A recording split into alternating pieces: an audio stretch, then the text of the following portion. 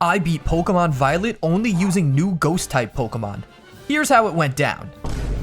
After creating the perfect Ghost-type trainer, we're shown the Academy propaganda video and catch our first glimpse of Miraidon. Cut to our house where we have an unexpected visitor. Dad? Oh, of course you're not my dad. We don't even look that much alike. Director Clavel does have a great surprise for us though. Starters. Let me know who you guys took. Comment for Quaxley, like for Sprigatito, and hit that subscribe button for Fuecoco. Before choosing, we meet our neighbor Nemona, the student council president and already champion of the region. With introductions out of the way, we get our little fire croc who I name Wisp. Nemona immediately challenges us to a battle against her Sprigatito, but we have no trouble embering the cat for a quick win. On our way to school, we hear a Pokemon cry out and decide to investigate. Miraidon is being attacked by some Houndour, and after letting out a roar to scare them off, I fall down this cliffside. But of course, like any other 10-year-old, I have my sentient floating phone to save me. I feed the monster my sandwich, which causes him to transform.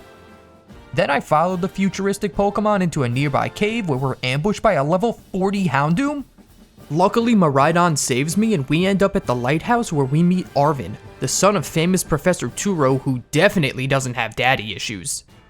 It just takes 2 embers to beat his Squavit, and then the boy hands over Miraidon's Pokeball.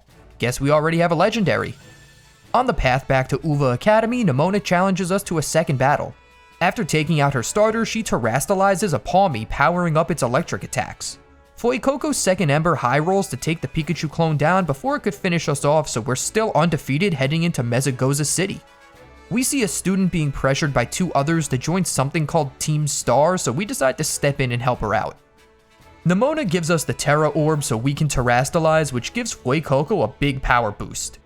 After sending the grunts packing, we finally make it to campus. Let me save you some trouble and skip through cutscenes here. What's important is that Arvin asks us to help him battle Titan Pokemon and collect Herba Mystica, someone named Cassiopeia asks us to help them bring down Team Star, and Nemona puts us on course to battle the gyms and become a champion-ranked trainer like herself. In Clavel's office, we're introduced to Professor Turo, who asks us to continue to care for Miraidon. We learn that the Pokemon has been weakened, so currently it can't battle, but will serve as a glorified bicycle. Now we're finally free to start our journey. For an extra challenge, I'll be doing my best to use level caps for gym leaders, Titan Pokemon, and Team Star bosses. Also, this game doesn't have set mode, so I'll just say no every time they ask me to switch.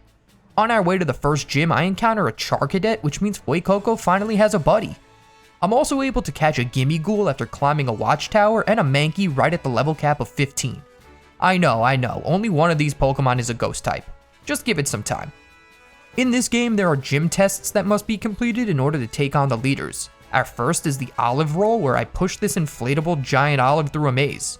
Now we can take on the bug gym leader Katie. Terastallize Fuecoco destroys her Nimble and Tarantula with embers, bringing in her ace Teddiursa. When the little bear terastallizes, it turns into a bug type, so after dodging Fury Swipes and tanking a Fury Cutter, it just takes 2 more embers from Wisp to win the battle. Our starter also evolves into Crocalor, which gives us a well-needed stat boost. We snap a pic with the defeated Katie and head off toward our first Titan battle against Big Meaty Cloth. Mankey is able to low-kick the crab twice to send it running off before our re-encounter. Every Titan has to be battled twice, once by the player alone and a second time with Arvin's help. The crab eats a strange glowing plant and then powers up for round 2. This time, after block from the Titan, we hit low kick for around 1/3 of its health. Arvin's Shelter gets a crit water gun and tanks Rock Tomb, which lets us win this battle with 1 more kick to the ankles. In the cave behind Cloth, we find out that the plant was the first Herba Mystica we've been searching for. Arvin uses it as a sandwich ingredient, and after feeding Miraidon, it regains the ability to dash. As we head out, the professor's son says the coast is clear and that someone or something can come out. Let's keep an eye on this guy. Our next stop is Artizone City to take on the grass-type gym leader Brashus. After gathering 10 Sunflora and passing his test, it was time to battle the artist. I start by terastallizing Spectral, my Charcadet, whose Ember is strong enough to take out Petalil. Next up is Smoliv, who looks like she wants no part in this battle. I almost feel bad embering her. Brashus' ace is Sudowoodo, which is gonna make things tricky. Even though it'll lose its rock typing when terastallizing, it still has Rock Throw. Spectral is able to connect Will-O-Wisp on the tree and survive a super effective critical hit on 6 HP. I swap the injured Fire Child into Mankey as Sudowoodo uses a new move Trailblaze, which boosts speed after hitting. Low Kick does less damage than I was hoping for, and after another Trailblaze, I switch into Vanish. My Ghost has decent defense, but with only Astonish and Tackle, they can't do much here. Finally, with Brashus' Ace below half health, I bring in Crocolore. I wanted to avoid this since he's one level over the cap, but if I hadn't used him, I would have lost. Wisp easily eats a Trailblaze and a Rock Throw, then finishes this battle with Incinerate. 2 badges down, 6 to go. We continue northeast to Levincia City, where our challenge is being on stream? As we step out of the gym, suddenly we're live and Iono says she can't collab with me unless I bring in numbers. Oh, of course not, she meant bring passion to the stream. The gym challenge is hide and seek against Director Clavel, or as the leader refers to him, Mr. Walksabout. After finding him 3 times, we pass the challenge and it's time to battle the electric user. My team matches up very poorly against her. Charcadet and Gimmighoul have abysmal base stat totals of 255 and 300. Even Mankey, who has good damage output, only has a total of 305. I was trying to do this challenge as a Nuzlocke, but with this matchup, I think it's impossible. Just enforcing the level cap and set mode are going to make this hard enough. Needless to say, I wiped to Iono a lot, and half the time I didn't even make it to her ace Mismagius, which thanks to Levitate has no weaknesses after becoming an electric type. Now I see why Electro King donated $5,000 to her. But eventually we had the battle go like this. Wattrel starts with a Spark, which unfortunately paralyzes Charcadet, who would have outsped next turn thanks to Flame Charge's speed boost. Now that she's paralyzed, I decide a better play is to burn the bird with Will-O-Wisp. This allows Spectral to survive a pluck and hit Ember before going down to a quick attack. Now I bring in Crocolore, who's tickled by Spark and thankfully doesn't get parried. After Incinerate takes the bird out, Iono brings in Belly Bolt.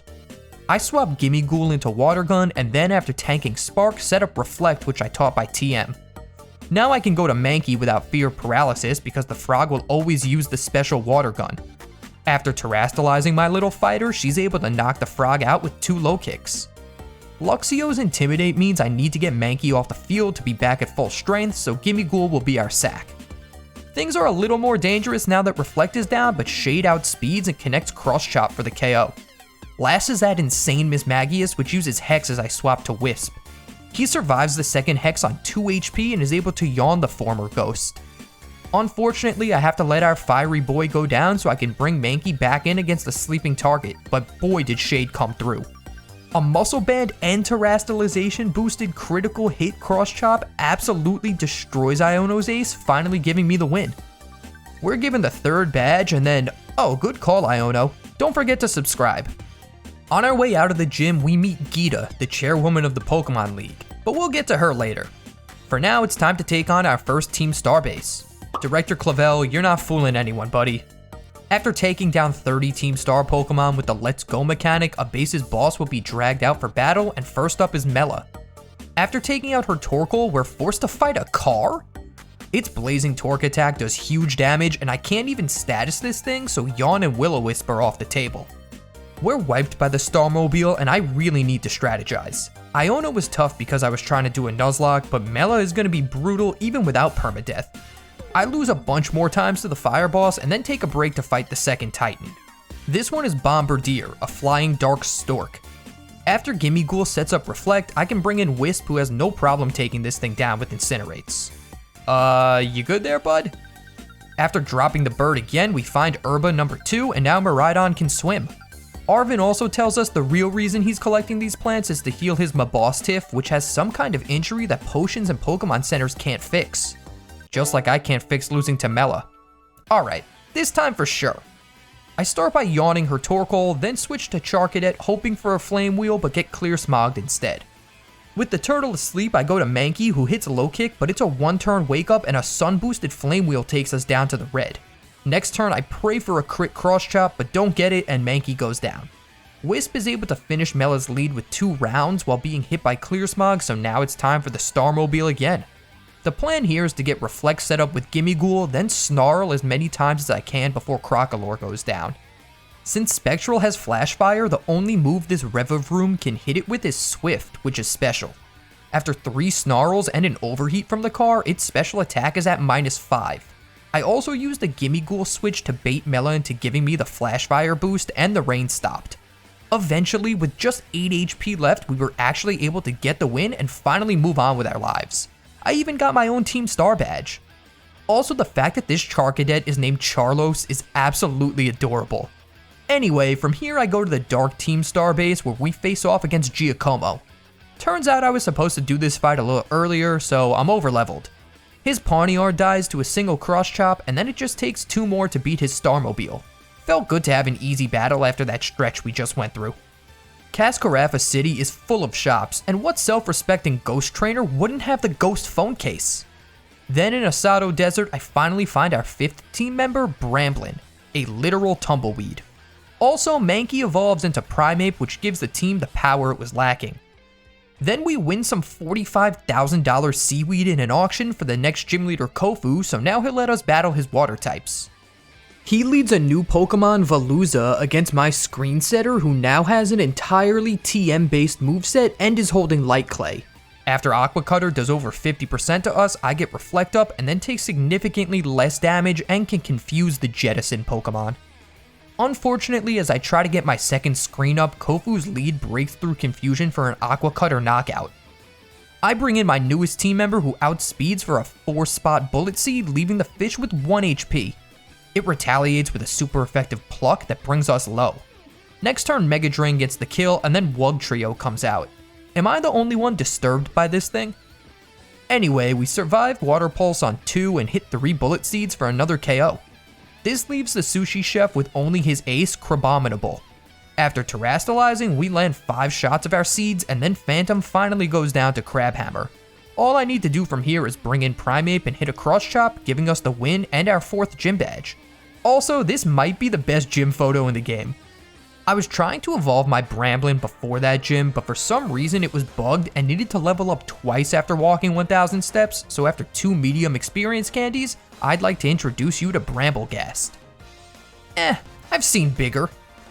The Steel Titan goes down to a single Incinerate, and then it only takes 2 after it powers up to beat it for good. Well, this looks familiar. Glowing Plant, Sandwich, Miraidon can jump high.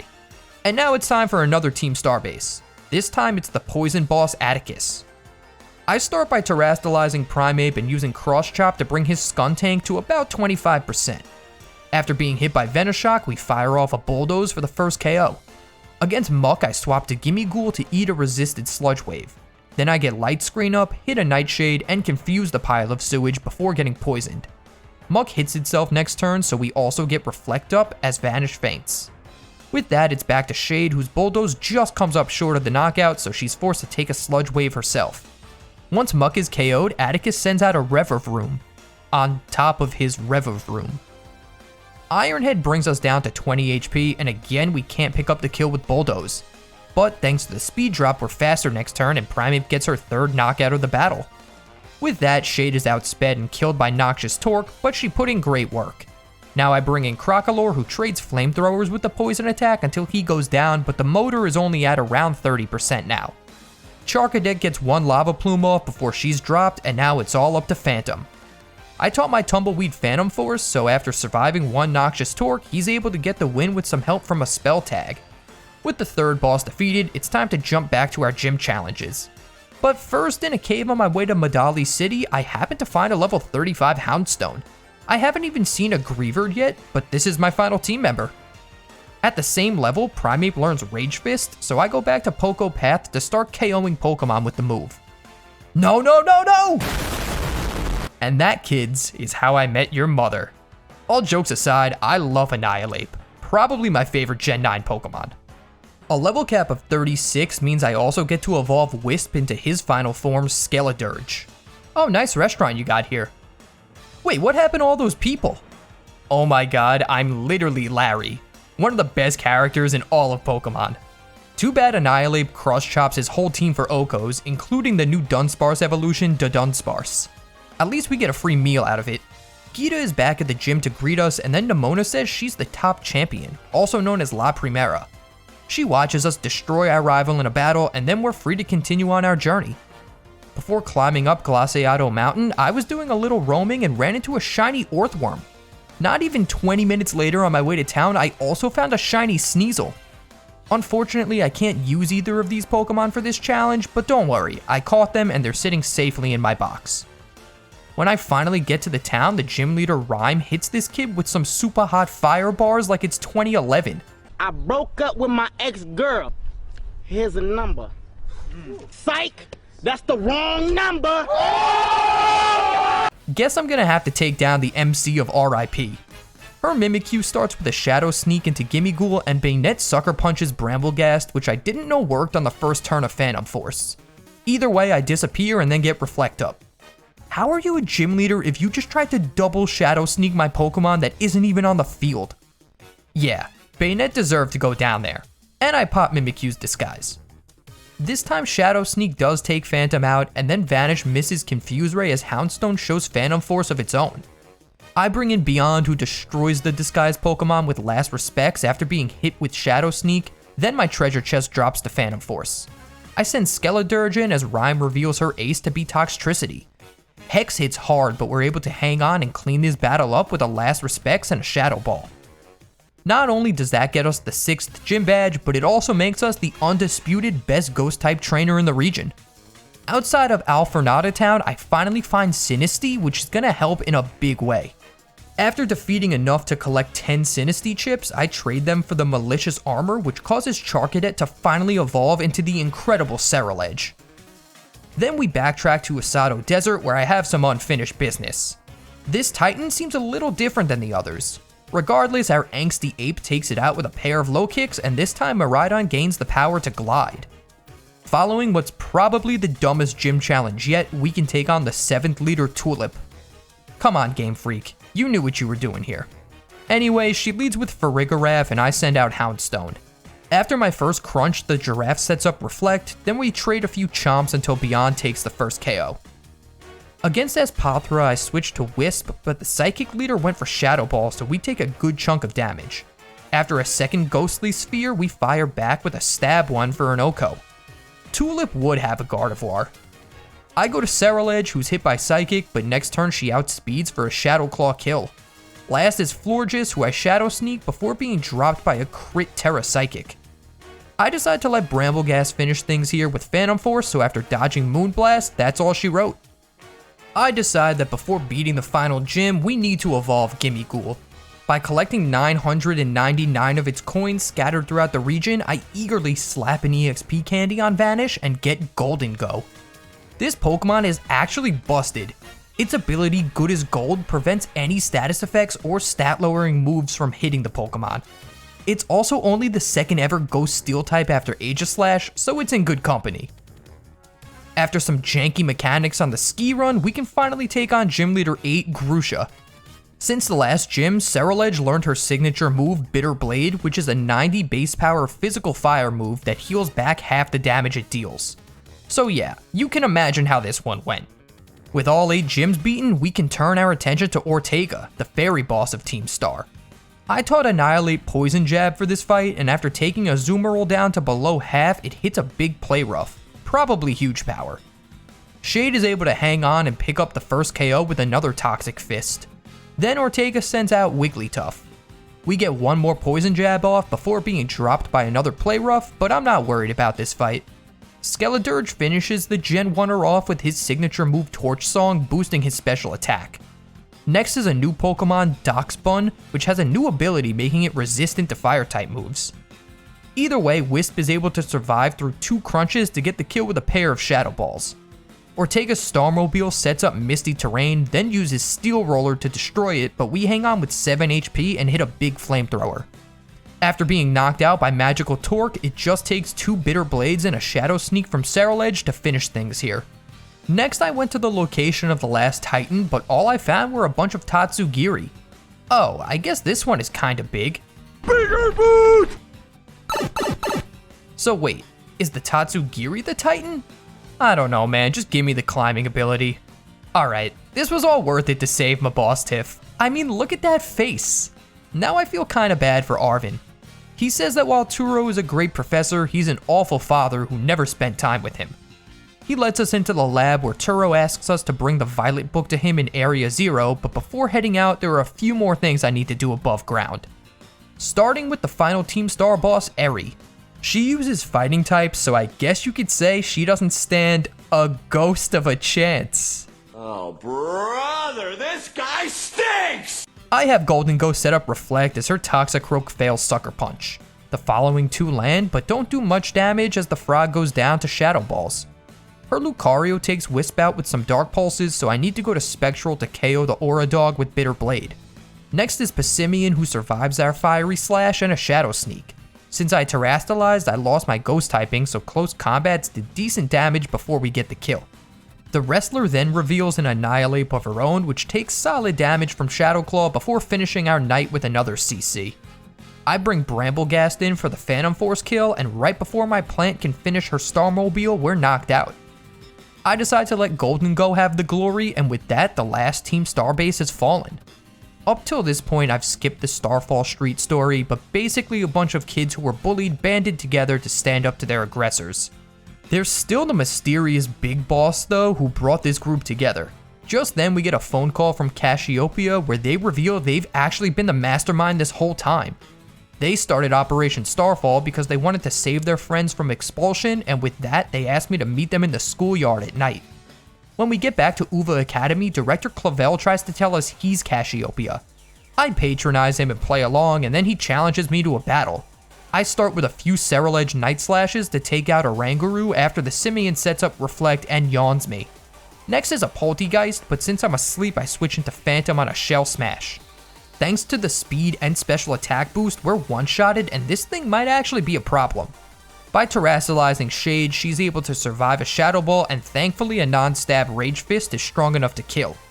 Now an Abomasnow hits the field, which we can Drain Punch for a one-shot, plus we get a good chunk of health back. Houndoom outspeeds, lands Fire Blast, and gets the burn. How lucky can this guy get? Kinda insane that even with the burn attack drop, Drain Punch is still strong enough to knock the pooch out. I swap to Vanish against Amoonguss, who hits Hex for about a third of our HP. I think the AI doesn't recognize Golden Go's ability because Clavel tries to use Spore 3 turns straight. After getting screens up, we kill with some Shadow Balls, leaving the Director with his final Pokemon, Quaquaval. I get to see the Duck's signature move Aqua Step, which boosts speed after hitting. The bird KOs our pile of gold, but we have it in the red, so we just need to live one attack. Wisp is able to do just that, and after one more Aqua Step, we win the battle with Shadow Ball. Time for the big reveal. Let's see who the mastermind actually is. Oh, it's Eevee Backpack Girl. And naturally, she has a team of evolutions. Get wrecked. Clavel revokes his threat to expel Team Star, so all's well that ends well, right? Oh, you're going to jail. And that's one storyline down. Now it's time to battle Arven back at the lighthouse. Honestly, nothing too exciting happens here. It's an Annihilate sweep until we miss Cross Chop against Mabostiff. Then after wearing the Dark type down a bit, Spectral finishes the job with Bitter Blade. Path of Legends complete, and we can finally head for the Elite Four. Hold on, this flying T-pose Garchomp has to be a glitch, right? It's a damn land shark. Way to open up old wounds, Rika. Good, you're first. I'll make you regret that question.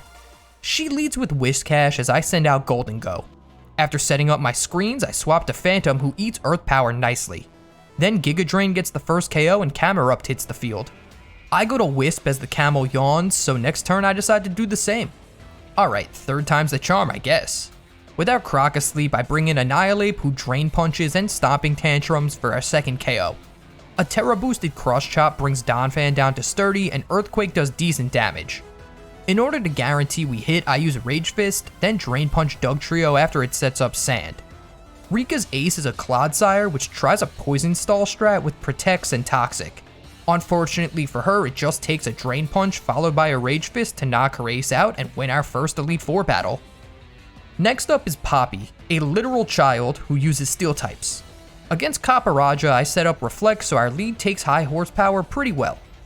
Then I forgot that this elephant isn't ground type, so after switching to Bramblegast, it's an immediate swap into Scaladirge. The Steel Masters lead, Bronzong, and Corviknight all went down to Torch Songs. Then I used Flamethrower to bring Magnezone down to its Sturdy as it sets up Light Screen.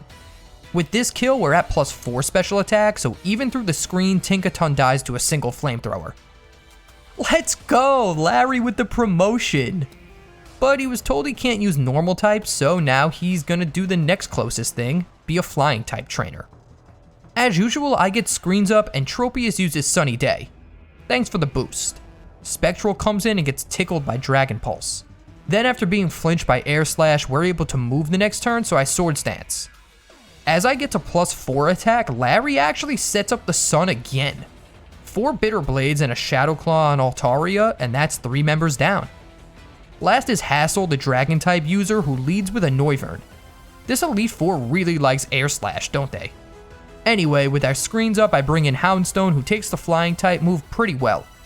Next turn, Dragon Pulse does more than I thought it would, especially since we have an Assault Vest, but then Play Rough hits for around 70%. In order to avoid the miss, we kill with Crunch, and then Haxorus comes out. This time we're on the receiving end of Crunch, and Play Rough isn't enough to one-shot this pseudo either. I swap Shade into the next one, and then after a Dragon Claw, we pick up a Drain Punch KO. Flapple survives the fighting type attack, but on our last Reflect turn, its Dragon Rush doesn't do much. After a Rage Fist knockout, Hassel brings in a Dragalge, and I decide to also make a swap, this time back to Golden Go, who's unaffected by Sludge Bomb. I set up another light screen, and after eating 2 Hydro Pumps, we bring the Poison Dragon down with Shadow Ball, followed by the Ghost Steel type signature move, Make It Rain. Last is this game's pseudo-legendary Ice Dragon, Baxcalibur. It outspeeds and kills Golden Go with its signature move, the 120 base power Glaive Rush. However, after using this move, the opponent's next will do double damage, so 1 Drain Punch from Annihilate is more than enough to drop the dragon, finishing off the Elite Four. Now it all comes down to this. It's finally time for our face-off with La Primera, top champion Gita. She leads with Espathra as I send out Wisp. This time I'm not the one setting up screens, as her Ostrich uses Reflect and dies to a Shadow Ball from our starter. Next is an Avalugg, which gives me a perfect opportunity to kill and get a special attack boost from Torch Song. Against King Gambit, I can do the exact same thing, but I also Terrastalize for good measure. Gita now sends out the Water Psychic Veluza, but with my +2 special attack, we outspeed and one-shot the fish with Shadow Ball. Go-Go means another Torch Song, leaving La Primera with her final Pokemon, Glamora. I have no idea what type this thing is, so I use Flamethrower, but then see its Terra type is Rock. Earth Power hits Wisp hard, and then the resisted fire move only does around 75%. Unfortunately, this means I need to give up on the Skeledirge sweep, so expecting another Earth Power, I bring in Phantom. This time Gita uses Terra Blast, but we survive on 11 HP, and 1 Giga Drain is all it takes to finally be crowned a champion-ranked trainer. Wait, there's another final battle with Nemona? Her Lycanroc starts with Drill Run as I set up Reflect with Golden Go. Next turn she uses Stealth Rock, and then we make it rain for a one-shot. Now Orthworm comes out and I swap to Wisp, who takes about half damage from Earthquake. Next turn we outspeed for a Flamethrower KO, and with Goodra on the field, I go right back to my lead. Muddy Water brings us into the red, but after Light Screen, I'm able to survive another. Unfortunately, our solid gold Pokemon misses its downpour of coins, so the dragon takes us out with some more Toilet Water. Thanks to Light Screen, Beyond doesn't take too much damage from Dragon Pulse, and after 2, we're able to get revenge with a pair of Play Roughs. Now Nemona goes to Palmot, who hits the powerful Double Shock, leaving Houndstone in the red. Play Rough does big damage to the now mono fighting type, but next turn we're outsped and dropped by Ice Punch. From here I go to Ceruledge, who Swords Dances after a not very effective Ice Punch, then the priority Shadow Sneak gets the kill. The Dunsparce actually survives our +2 Bitter Blade and does 50% to our Knight with Drill Run, but next turn it falls to another swipe of the sword. That leaves Nemona with only her Meowscarada, which I perfectly outplay. Expecting a Dark-type move, I Terrastalize, dropping my Ghost typing. The bipedal cat actually used Shadow Claw, but we still avoid a super effective attack and pick up the win on our hometown rival with one last Bitter Blade. With that, the final storyline is complete and we can move into the endgame. Can I get somebody to tell me how strong Arven would need to be to pull us like this? I just don't think it's possible. Now that we're in Area 0, Professor Turo tasks us with visiting 4 research centers to unlock the lab where he is. As we progress, we run into strange creatures like this robotic Delibird and a cybernetic Hydreigon. When we finally make it to the lab, a second Miraidon appears, already in its battle form. As ours cowers in fear, the aggressor realizes that the lab is open and heads in. Then we're ambushed by a group of these strange looking Pokemon, and after roughing up a few of them, we finally gain entry to the lab. Professor Turo tells us that our Miraidon left Area 0 because it had lost a territorial battle to the other one. Then he drops a bombshell on us that the real Turo died protecting our Miraidon, and the one we're talking to is simply just AI. AI Turo tells us that our final mission is to destroy the time machine that's responsible for bringing these future Pokemon to our time and ruining the ecosystem. As we initialize the emergency shutdown, AI Turo is overtaken by a security protocol, making him the last line of defense. A Master Ball flies through the portal, and now the final battle is upon us. The professor leads with an Iron Moth as I send out Spectral.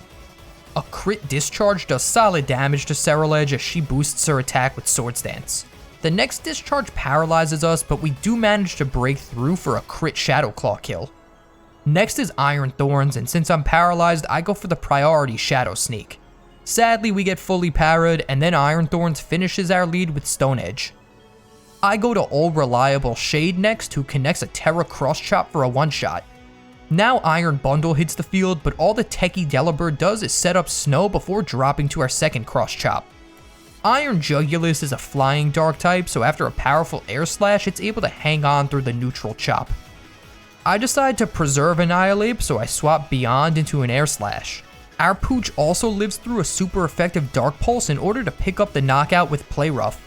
Houndstone gets one last Play Rough off against Iron Hands before being KO'd by Thunder Punch.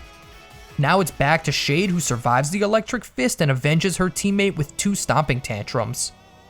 Last up is my favorite future form, Iron Valiant. It unfortunately outspeeds for a Spirit Break kill, but we still have a mostly healthy team. I bring in Golden Go, who finally won't be setting screens. Our pile of money resists Spirit Break from the Fairy Fighting type, and even with a special attack drop, we make it rain one last time for a win. Just when I thought it was all over, the ferocious Miraidon attacks. I try to send out Spectral, but all Pokeballs are locked by the security system. Our Miraidon comes to the rescue, transforming into its battle form to finally stand up to the one who kicked it out of its home. After some scripted survival on 1 HP, Miraidon is able to terrestrialize into a Dragon type and fire off a super effective Terra Blast for the win. And with that, AI Turo goes through the time machine in order to shut it down, and we've successfully saved the Paldea region. I know this game has performance issues, but I can still say it's some of the most fun I've had with a mainline Pokemon game in a long time. It was also a really cool challenge to play the game as a blind monotype run. If you enjoyed the video, be sure to smash that like button and subscribe so you don't miss out on the next one. Thanks so much for watching, and I'll see you next time.